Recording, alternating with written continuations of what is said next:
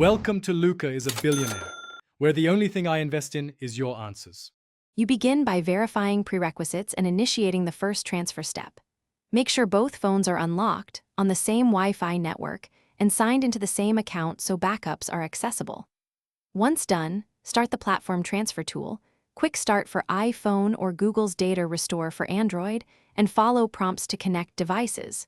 You'll grant permission for messages access. This authorizes message transfer so the system can copy SMS, MMS, and message attachments securely. Now you handle the complex middle steps to move actual message data. Choose messages plus attachments in the backup or transfer menu, and if prompted, prioritize text messages over apps for faster completion. Make sure large media syncs gradually. If you have many photos or videos attached, expect longer wait times.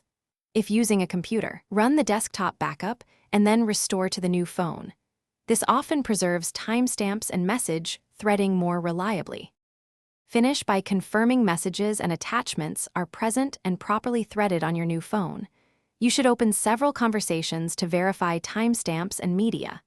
If something's missing, restore again from the most recent backup or perform a desktop-to-phone restore.